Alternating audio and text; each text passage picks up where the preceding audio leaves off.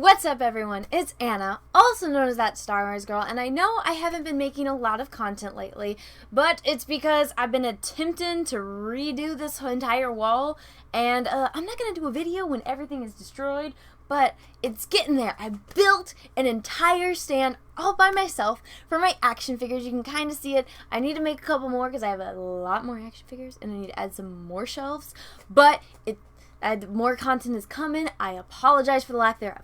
Now, a lot of things happen while I was attempting to do all this crazy stuff, not just stuff like with current pop culture, but also my personal life as well, so I sincerely apologized. I've been watching my boyfriend's daughter during the day, so I don't have as much time as I usually do to, do my drawings, to do work, to do YouTube videos, so again, I apologize, but a lot has happened. The dude from Collider basically exposed himself. That dude, Christian with a K, I think is his name, he basically proved on air, like, all of us knew that Collider were shills. Heck, I tried watching their show where it was the Jedi thing, but it's like the rule of two, and it's Christian and the other dude with glasses, and just listening to them talk about The Last Jedi, it's like physically painful. I'm like, how does anyone with any form of common sense, how does anyone that calls them a Star Wars fan like The Last Jedi don't understand? So immediately I lost respect for both of those guys just hearing them talk about The Last Jedi.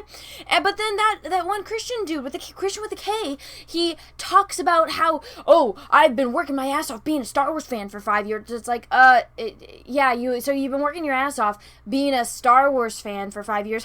Conveniently that's the same amount of time that Disney has owned Star Wars. That happened. They announced that this new lady is going to be the executive producer on all the live action Star Wars movies, so people are saying, oh, she's going to take over Kathleen Kennedy's job, or no, that's just a rumor, she's not going to take Kathleen Kennedy's job. I personally think that when Bob Iger finally retires, Kathleen Kennedy is going to retire as well. I mean, this woman can literally retire whenever she wants because she's already old enough to retire. She's actually past the age of retirement, so if she just wanted to say, hey guys, I'm rich enough already, I just want to retire, nobody's going to say, oh, she did it because of Star Wars Backlash. No, they're going to look at her age and be like, well, yeah, she's old. Like, well, I apologize to anyone that is the same age as her or older, but she's past the retirement age already, so nobody's going to judge her for wanting to retire, or nobody can look at it and blame it on, oh, she had for Star Wars Backlash. It's like, no, any reasonable person that is her age is going to want to retire because, I mean, you work your entire life. Don't you want some time off? Come on. Go live while you still can. So nobody's going to judge her for that, or at least I don't think anyone should for, wanting to live the rest of her life in comfort and go travel the world. I'm not going to judge her for that. But people are saying, oh no, this new girl that has absolutely no experience, she's going to take over Star Wars. And I'm just like, could it get any worse? But then it does. Yeah, it's just not looking good for Star Wars. But as you all know, in my video where I was talking about 100K and how it kind of hit me differently, yes, I'm going to admit, I don't like to use the term depressed, but I did get a little depressed because it's like, how did I get here? It's like, I never intended to have a YouTube channel like my friends did. Like, I mean, I'm friends with other YouTubers, and they've been trying to work at this for years, and I can understand why they're all excited about it, but for me, like, I literally just made a video because I got so everyone that I'd ever known in my entire life was asking me why I didn't like a Star Wars movie, so I turned on the camera and I was like, I'm just going to make a video, that way when anyone asks me about it, I'm just going to send the video so I don't have to send 100 different messages to 100 different people, and the other people watched it, and that's how it happened. And so because it was never something I wanted or expected, and I was watching the way my friends reacted and how happy they were, how happy Jeremy was, how happy Ethan was, how happy Jeff was, how happy Nerdrotic was, Gary. Like, I was expecting the same thing, and then when it happened, it didn't feel the same because that was never something that was in my life plan type of thing, if that makes sense. So I was a little depressed, and it was kind of hard to get out of bed in the morning just because I felt like my priorities in life weren't right. And because somebody said, and I'm probably not going to get this quote right, but life is what happens when you're busy making plans. And it's very, very true. Like I said, I never expected to be making YouTube videos. I never, ever in my wildest dreams thought I would meet the people that I have and be, finally find friends, finally be able, for the first time in my life, to have an in-depth conversation about Star Wars with somebody that not only knew as much as I did, but cared the same amount that I did. And it's been an incredible experience just talking to people. And like I said in that video, like, I finally feel like I found my people. And that is what means so much to me. And so I really had to think about it and just kind of reevaluate where my life has taken me. And that's when I realized, I'm like, yeah, it is hard to get out of bed in the morning, because I thought that I had this plan for myself, and then life happened, and it didn't go the way that I planned it to. And I mean, yeah, my sisters, my family can make fun of me as much as they want for, oh my gosh, you make videos talking about Star Wars, like, oh, what a nerd. But it's like, hey, nerds are freaking awesome. All the people that I've met are incredible human beings, and I wouldn't give it up for the world. And so I feel like I'm finally getting out of my funk. I'm kind of still in it. I'm not gonna lie. Like, it's still I got that on my shoulder type of thing. But I'm making a comeback out of it. And again, I was expecting to be over the moon excited with happiness. So when it hit me, it was such a shock to just be like, wow, I don't want to get out of bed in the morning. Like, who reacts that way, right? But it's just kind of weird. It's kind of weird the way that life takes you on this journey, and it's never what you expect. So I'm still learning. I'm still riding that roller coaster, and even though I was expecting a big dip, and instead it's going in, just a straight kind of flat path, I'm expecting that loop-de-loop, and I'm expecting that big dip soon. So maybe it'll happen in the near future. I don't know. But I'm excited to see where it takes me, and it sucks what's happening with Star Wars. It sucks what's happening with Marvel. Watching, 10 years go down the drain. Watching Star Wars 41 freaking years go down the drain with all this nonsense. But I have to keep reminding myself, The Mandalorian is still coming. The Mandalorian is going to be freaking awesome. I am not going to lie about that. When I was at Star Wars Celebration, when I was in that panel, when I heard, the things that Dave Filoni was saying, Jon Favreau, how excited they were that they went home and they made it in their freaking garage, that they went home and shot scenes with the spaceships in their basement, and just all the love and, oh shoot, sorry, an ad came up on my computer because I still have tabs open, but all the excitement that they have for making this, and then seeing those scenes, like, this is what feels like Star Wars. And it baffles me that they won't put guys like that in charge of Star Wars. Like, why would you go and pick this woman that has absolutely no experience? It doesn't look like she's ever seen a Star Wars movie. Same with Kathleen Kennedy. It doesn't seem like she has ever watched a Star Wars movie. The way that she responds, the way that she speaks at Star Wars Celebration, it's like, that woman didn't watch it. All she did, like I said before, she's a fucking glorified secretary. That's all. She's an executive producer. She's good friends with George Lucas. She's good friends with Steven Spielberg. But what did she actually do? Did she go and write the movie? No. Did she go and cast the movie? No. Did she go and direct it? Was she there on set? Yeah, maybe she showed up for a couple of times when they're taking pictures on the set with all the cool props. Who doesn't like to do that? But no, she just took care of all the numbers. She made sure, like, I kind of made this comparison, but I don't want to give this woman that high of an anchorage. Like, when I talk about, with my friends at least, about Walt Disney and what Walt Disney built. Like, he was like, this is a family movie. And he would get mad at people when they called it like, oh, this is for kids. He's like, no, this is a family movie. This is for everyone. Everyone in the entire family can enjoy this. All ages can enjoy this. And he wanted to create magic. And yeah, he had a great brother, Roy Disney, who was there to make sure that everything was possible. And Roy did a lot behind the scenes to keep Disney afloat. And if it wasn't for Roy, a lot of things wouldn't happen. So I think, and again, I don't want to give Kathleen the same amount of stance that Roy had, but in a way, that's kind of what she did. She made sure that all the paperwork was taken care of, so that way this kind of stuff could happen. That way creative people could make these creative things. And I understand that, but don't put this woman that's, does all the business stuff in head of creative, because she's not a creative person. Obviously, we saw what happened with Star Wars. She picked people like J.J. Abrams and Rian Johnson, and they fucked it up. They royally fucked it up.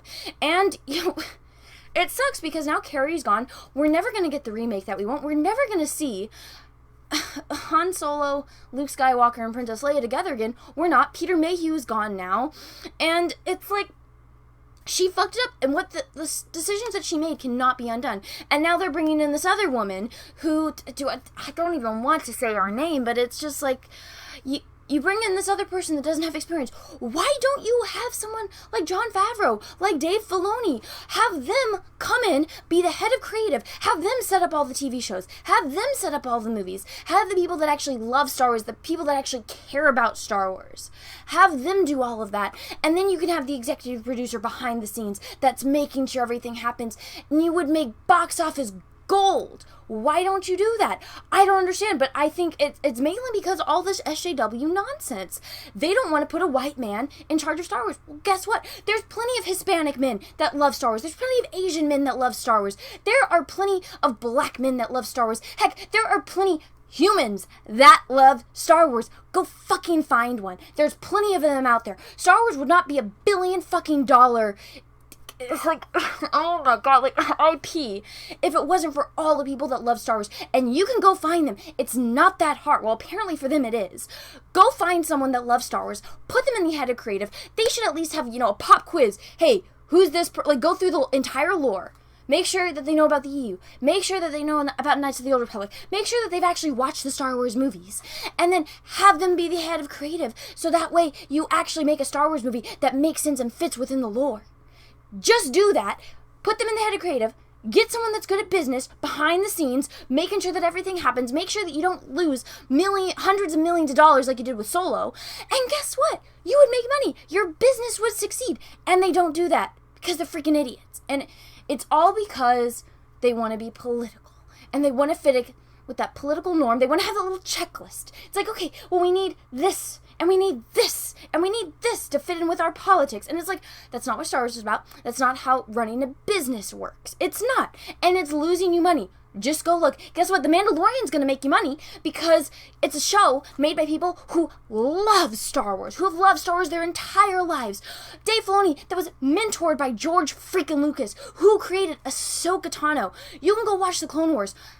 Great show. Yes, the first couple seasons, they're a little, I would say the first season maybe is like the hardest one to get into, but once you get used to the animation style, once you get used to everything, it gets so much better, and it just continues to get better and better as you go through. Like, my favorite episode is the one with Fives on Camino with the chip.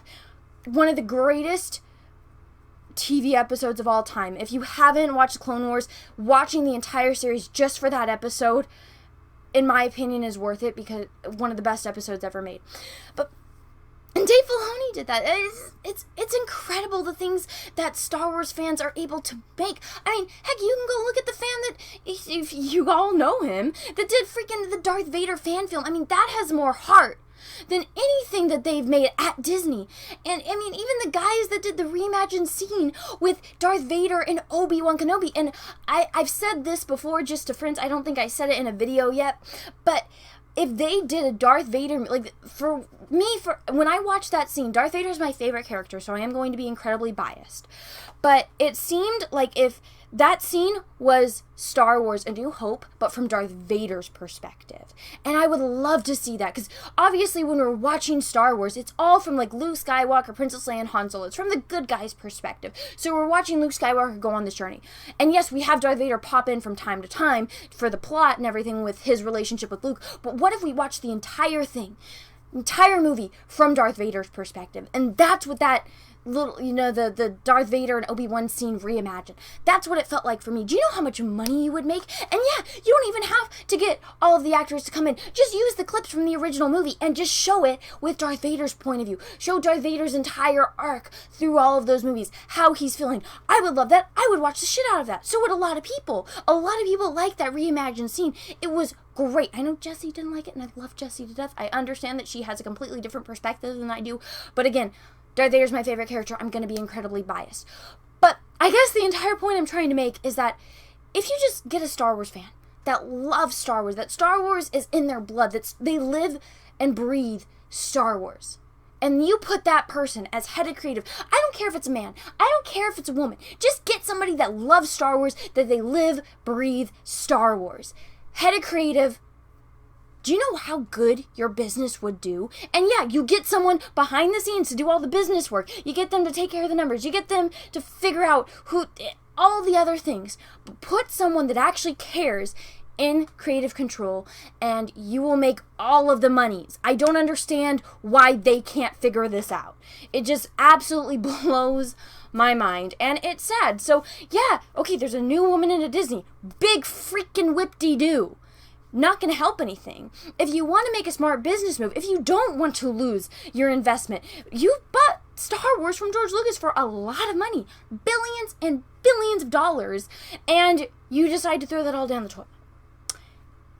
Doesn't make sense. Oh, let's hire Rian Johnson. Oh, hey guys, guess what? I'm going to ruin everything you ever loved. Kathleen Kennedy, great idea. Yeah, let's do that. Blows my mind. 2 + 2 = 4. It doesn't equal 3. It doesn't equal 5. It equals 4. Let's piss off all of our fan base to get the Raylos, the old Twilight fans. Let's get them to like Star Wars. No, it's not going to work. You want to say, oh, we want more girls into Star Wars. Well, guess what? I'm a fucking girl. I've loved Star Wars my entire life. Since I was 2, I have loved Star Wars. Yes, 2 years old. Yeah, my aunt showed it to me, and it changed my life from then on out. You can go ask my freaking parents. You can go ask anyone that's ever known me my entire life. They will tell you, since I watched Star Wars when I was 2 years old, it has been what the entire life has changed because of that. So it's not uncommon for girls to like Star Wars. I can tell you that firsthand. It's not uncommon to go find other people that aren't white dudes that love Star Wars. But guess what? You have 2 incredible people like Jon Favreau and Dave Filoni that love Star Wars, and they're making something incredible. So put someone like them in charge. You're bringing in this new girl since Kathleen Kennedy wants to go retire. Have her behind the scenes. She doesn't have a big resume. I don't know why you hired her, but have her be behind the scenes, have her do everything, have her be the Roy Disney, since they're owned by Disney now. And I've said that people get on my ass because I say, oh, it's Disney. It's like, no, and it's Lucasfilm. I'm like, well, guess what? When you go to somebody's house, yeah, all the siblings are going to have different names, but at the end of the day, guess what? They all have the same last name. It's all fucking Disney. Doesn't matter. It's the mouse. Mouse owns everything now. Have that woman be in charge of all the business stuff. Have somebody else do the creative stuff that loves Star Wars. You'll make all the money. There you go. Fixed, done, do that, Disney. Alright, everyone, I'm out of breath. I hope you enjoyed this video. If you did, go ahead and give it a thumbs up. If you didn't, that's okay too. And if you disagree with me, let me know in the comments below. If you do agree with me, let me know in the comments below. And if you have any other ideas on how they could fix it, I mean, let them know. Don't let me know, let them know. But until next time, everyone, have a great rest of your day. And may the Force be with you, because we are really, really, really going to need it. Bye, everyone. What's up, everyone? I have a P.O. box, so if you want to send me some mail, go ahead and send it to Anna, that Star Wars Girl, or TSWG for short, at P.O. Box number 28171, Santa Ana, California, 927998171. Have a great day, everyone. Thank you so much.